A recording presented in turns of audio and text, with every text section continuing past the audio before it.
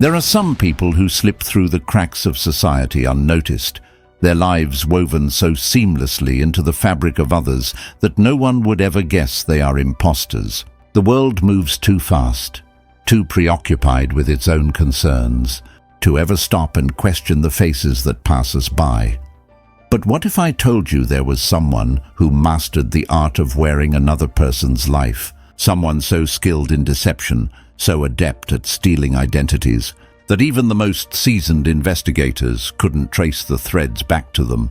This is the story of the world's most successful identity thief, a thief whose name you've probably never heard, whose victims don't even know they've been stolen from. A thief who didn't just steal credit cards or bank accounts. No, they stole something much more valuable, the very essence of someone's identity.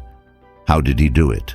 How does one man slip into another's life with such precision that even the closest friends and family never notice? And what drives someone to devote their entire existence to becoming someone they're not? Let's rewind back to the beginning, back to a time when the internet was still a frontier, wild and untamed, a time when trust was given far too freely. It was the early 2000s. The digital age was dawning, but people had yet to grasp the dangers of the information they so readily shared. And in this world of opportunity, a man, no, a shadow, began to emerge. He wasn't special. In fact, he seemed completely ordinary. But ordinary was exactly what made him dangerous.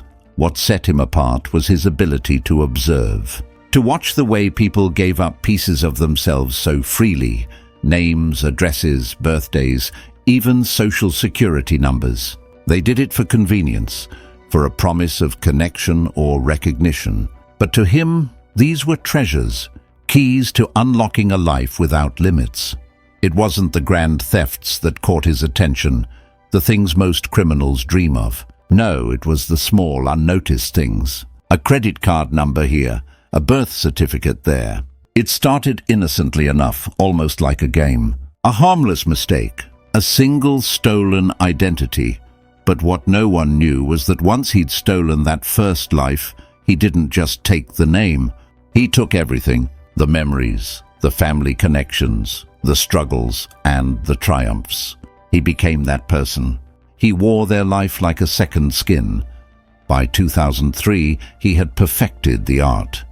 He could slip into anyone's shoes, be it a businessman, a student, a retired war hero, and no one would be the wiser. His charisma was unparalleled.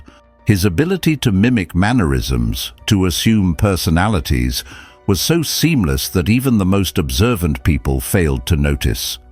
And as he moved from one identity to the next, he began to realize something terrifying. The lines between who he was and who he had become began to blur. Was he just an actor in a play, or had he become the role itself? What drove him? What was the thrill of assuming someone else's life? Was it just the rush of getting away with it, or was it something more profound? Was he perhaps trying to find something that had always eluded him, his own identity? As he moved from victim to victim, stealing lives with the flick of a finger, he grew more confident. The thefts were no longer small, no, they were grand. He became someone else entirely, not just a name but a persona with real weight, with influence. He was no longer just a man with no name. He was a man with 1,000 names.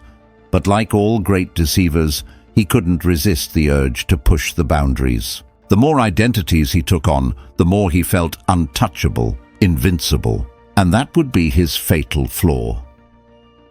In the late 2000s, he began to push further, to take more risks.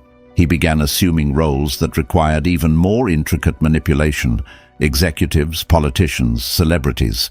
He embedded himself in circles where trust was sacred, where reputations were built on integrity and loyalty, and with every new persona, he grew more brazen. But as he took on these new roles, something shifted. He began to feel the weight of the lives he had stolen. Not in a moral sense, but in a psychological one. He'd played so many parts that he started to lose sight of who he was beneath it all. He had become addicted to the idea of becoming someone else. In 2010, He made his biggest move yet. He assumed the identity of a powerful corporate executive, someone with a vast network and access to millions of dollars. He had outgrown his previous roles. He needed more. The world wasn't enough. He wanted power, but in his quest for more, he made a fatal mistake. He didn't realize that the deeper he went, the more exposed he became. The mask that had served him so well began to crack. The tipping point came in 2012, a single phone call. A simple mistake. A bank account had been flagged. A transaction didn't quite match the pattern of the original account holder.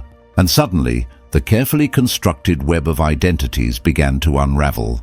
For years he had remained undetected, but now, for the first time, someone was onto him.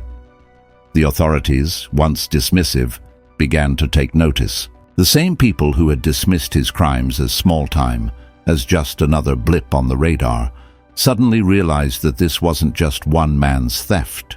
This was something bigger, much bigger. As the investigation snowballed, they discovered the full extent of his deception. But by the time they reached him, he had already vanished.